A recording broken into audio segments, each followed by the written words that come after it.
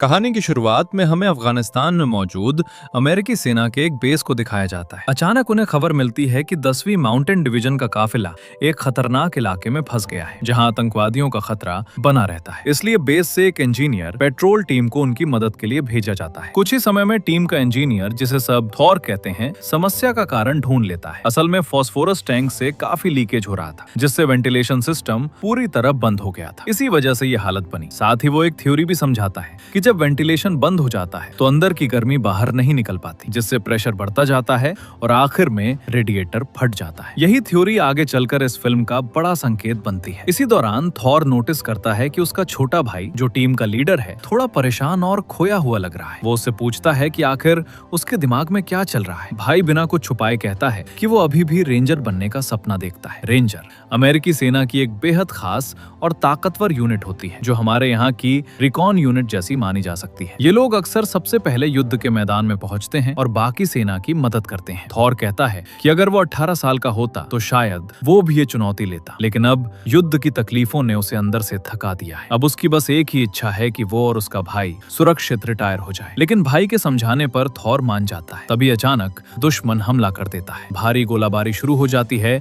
और एक तेज धमाके की लहर थॉर को जमीन पर गिरा देती है। जैसे ही वो उठता है, सबसे पहले अपने भाई की तरफ दौड़ता है। इस दौरान स्क्रीन बार बार अंधेरी और चमकदार होती रहती है, जिससे युद्ध की असलियत साफ नजर आती है। एक लड़ाई कुछ ही मिनटों में खत्म हो जाती है, इतनी जल्दी कि समझने का मौका भी नहीं मिलता। जब आप होश में आते हो तो देखते हो कि आपके साथी जमीन पर गिरे पड़े हैं। आपको ये भी नहीं पता चलता कि गोली किस दिशा से आई थी। चारों तरफ जलते हुए मांस की बदबू फैली होती है। थॉर दर्द सहते हुए अपनी जांग में फंसा टुकड़ा निकालता है और लड़खड़ाते हुए आगे बढ़ता है। आखिरकार वो अपने भाई को ढूंढ लेता है। जैसे ही वो उसे पलटता है, उसकी तेज सांसों की आवाज सुनाई देती है और यहीं पर यादें खत्म हो जाती हैं। अब कहानी 2 साल आगे बढ़ती है। थॉर और उसके बाकी साथी कोलोराडो में स्थित रेंजर ट्रेनिंग बेस की ओर जा रहे होते हैं। जैसे ही वे बस से उतरते हैं, तेज सायरन की आवाज उन्हें सीधे एक सख्त ट्रेनिंग माहौल में ले आती है। यहाँ कोई रैंक या पहचान नहीं होती, सब सिर्फ कैंडिडेट होते हैं। ट्रेनिंग खत्म होने से पहले उनका नाम तक नहीं होता, सिर्फ एक नंबर से उनकी पहचान होती है। जब थॉर की बारी आती है तो अधिकारी उसकी फाइल देखकर हैरान हो जाता है, क्योंकि वो चौथी बार इस चयन में हिस्सा ले रहा होता है। उम्र के कारण ये उसका आखिरी मौका भी है। रेंजर ट्रेनिंग को असली डेविल ट्रेनिंग कहा जाता है। आंकड़ों के मुताबिक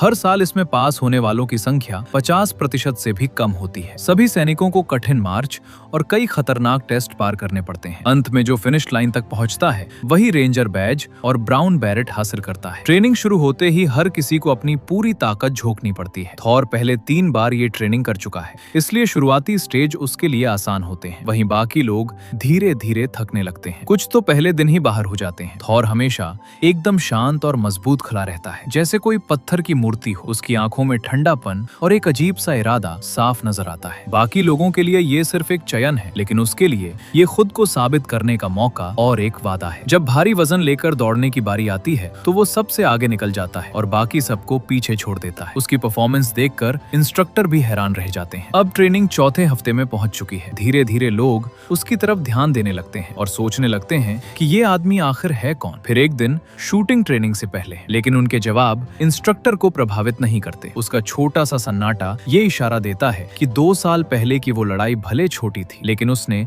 अमेरिकी सेना को गहरा नुकसान पहुंचाया था। ट्रेनिंग के बाद थॉर के बारे में बातें फैलने लगती हैं। तभी टीवी पर खबर आती है कि नासा ने एक बड़े अंतरिक्ष पिंड को पृथ्वी की ओर आते हुए देखा है। ट्रेनिंग खत्म होने के बाद भी उम्मीद के मुताबिक थॉर को फिर से नींद नहीं आती। इसकी वजह सिर्फ 2 साल पहले का घाव नहीं है, बल्कि उससे भी गहरी बात यह है कि वो अपने अंदर की भावनाओं को कंट्रोल नहीं कर पाता। यही कारण है कि वो पिछली 3 बार इस सिलेक्शन को पास नहीं कर पाया। दरअसल रेंजर की ये ट्रेनिंग सिर्फ शरीर की ताकत नहीं, बल्कि दिमाग और इमोशन का भी टेस्ट होती है। सीधी बात यह है कि अगर तुम अपने इमोशन को कंट्रोल नहीं कर सकते तो अपने शरीर को भी नहीं संभाल सकते, और जो इंसान अपनी भावनाओं के बस में हो वो आखिर में हार ही जाता है। अगले दिन ट्रेनिंग के दौरान एक साथी लिटिल ब्लैक थॉर के हाथ पर बने टैटू को देखता है और उससे सवाल करता है। ये एक तरह का इशारा होता है, क्योंकि उस टैटू के अक्षरों का मतलब हर कोई नहीं समझ सकता, लेकिन लिटिल ब्लैक तुरंत पहचान लेता है, जिससे लगता है कि वो शायद थॉर को पहले से जानता है। हालांकि थॉर ट्रेनिंग में इतना ध्यान लगा रहा होता है कि उसे ये बात समझ नहीं आती। जैसे जैसे लोग ट्रेनिंग से बाहर होते जाते हैं,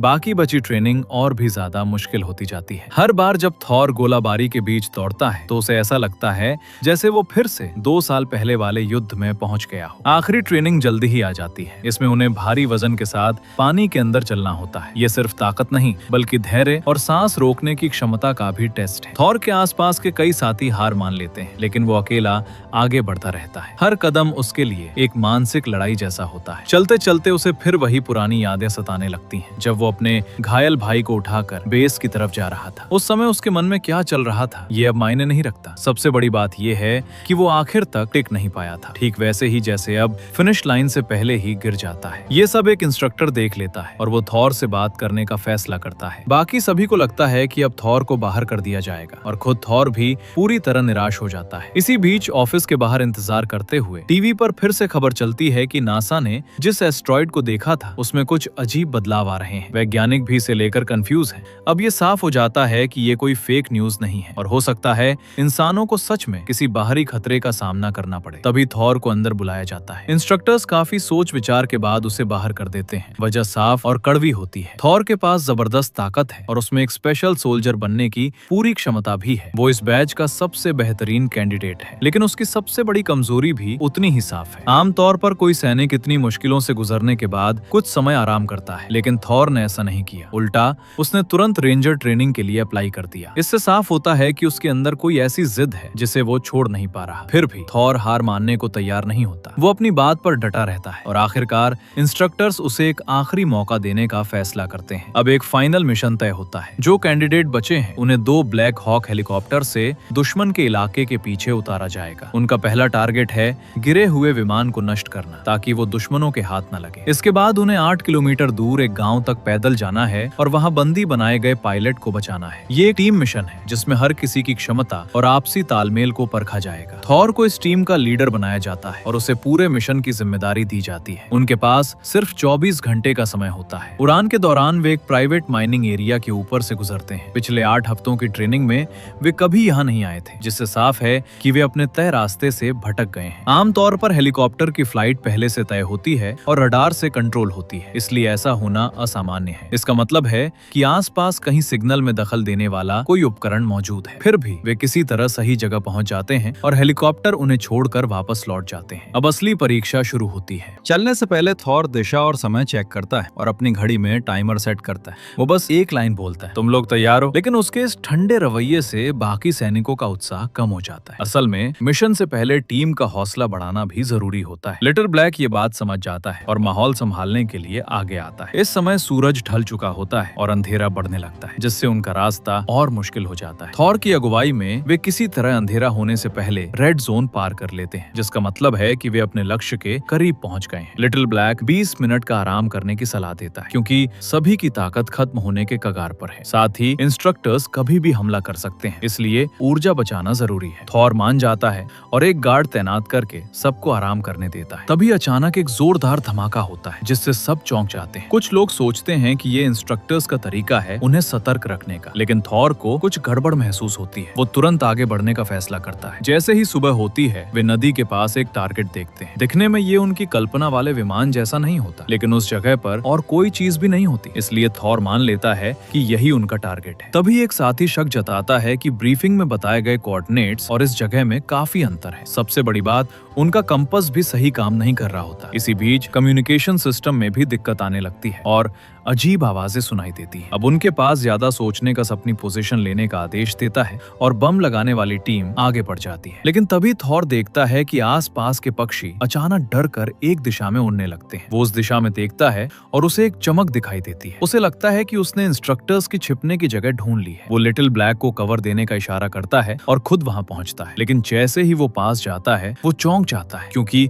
असली विमान तो वहां होता है। अब तक बहुत देर हो चुकी होती है। पीछे बम पहले ही लगा दिया गया होता है और उसे रोकने का मौका नहीं मिलता। धमाका होता है, लेकिन हैरानी की बात यह है कि टारगेट पर कोई असर नहीं पड़ता, जैसे कुछ हुआ ही ना हो। टीम हैरान रह जाती है। उन्हें ये समझ नहीं आता कि अब वे असली खतरे में आ चुके हैं। अचानक उन पर हमला होता है। उनके पास असली गोलियां नहीं, सिर्फ ट्रेनिंग वाली खाली गोलियां होती हैं, इसलिए वे जवाब नहीं दे पाते। एक साथी पानी में गिर जाता है और उसका कोई पता नहीं चलता। जब तक थॉर वापस आता है वो मुश्किल से एक साथी को बचा पाता है। अब उसे समझ आ जाता है कि ये कोई अभ्यास नहीं बल्कि असली लड़ाई है। वो तुरंत पीछे हटने का आदेश देता है और सब जंगल की तरफ भागते हैं। उनके पीछे एक रहस्यमयी मशीन उनका पीछा कर रही होती है। भागते भागते वे एक खाई के किनारे पहुंच जाते हैं। तभी आसमान से एक काला गोला गिरता है और कुछ ही सेकंड में धमाका हो जाता है। विस्फोट की ताकत उन्हें नीचे ढकेल देती है और वे पहाड़ी से लुढ़कते चले जाते हैं। कोई पत्थरों से टकराता है, कोई अपनी टांग तोड़ लेता है और कुछ लोग तेज लकड़ियों पर गिरकर बुरी तरह घायल हो जाते हैं। जमीन पर गिरते ही थॉर को फिर से 2 साल पुराना युद्ध याद आ जाता है। चारों तरफ वही मंजर होता है, गिरे हुए साथी, खून की गंध और दर्द से भरी चीखें। थॉर खुद भी बुरी तरह घायल होता है। वो हाथ उठाकर देखता है तो उसकी 2 उंगलियां टूट चुकी होती हैं। उसके पास समय बहुत कम होता है। वो हिम्मत जुटाता है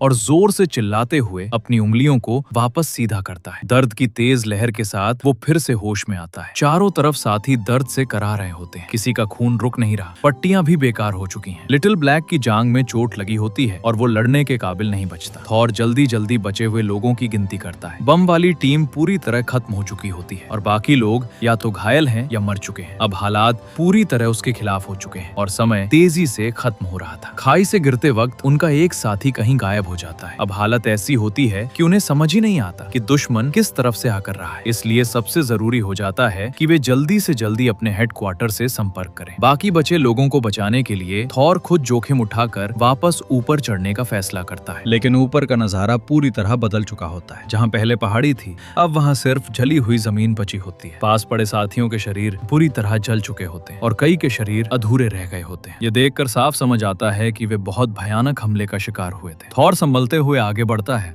और उसे 111 नंबर का साथी मिलता है। उसके सीने पर सीधा वार हुआ होता है और उसका कम्युनिकेशन डिवाइस भी पूरी तरह नष्ट हो चुका होता है। ये देखकर थॉर एक पल के लिए पूरी तरह निराश हो जाता है। उसी समय उसे एहसास होता है कि वो रहस्यमयी मशीन किसी भी जिंदा इंसान को नहीं छोड़ने वाली। जब मशीन को यकीन हो जाता है कि यहाँ कोई जिंदा नहीं बचा तो वो अपने सिर से गर्म हवा छोड़ते हुए भारी कदमों से वहाँ से चली जाती है। इधर जो सैनिक बुरी तरह घायल होते हैं वे ज्यादा खून बहने की वजह से धीरे धीरे दम तोड़ने लगते हैं। एक एक कर उनकी मौत बाकी बचे लोगों के मन में डर और भारीपन और बढ़ा देती है। तभी अचानक थॉर वापस भागता हुआ आता है और आते ही सबको कहता है कि तुरंत उठो और आगे बढ़ो, क्योंकि मशीन किसी भी वक्त उन्हें ढूंढते हुए यहाँ आ सकती है। वो साफ कहता है कि युद्ध के मैदान में भावनाओं के लिए जगह नहीं होती। 1 सेकंड की देरी भी जानलेवा साबित हो सकती है। थॉर इस बात को अच्छी तरह समझता है। वो एक तरफ उनके सवालों के जवाब देता है और दूसरी तरफ जल्दी जल्दी रस्सी बांधकर नीचे उतरने की तैयारी करता है। लेकिन आसपास खामोशी छा जाती है। बाकी लोगों को लगता है कि थॉर जरूरत से ज्यादा ठंडा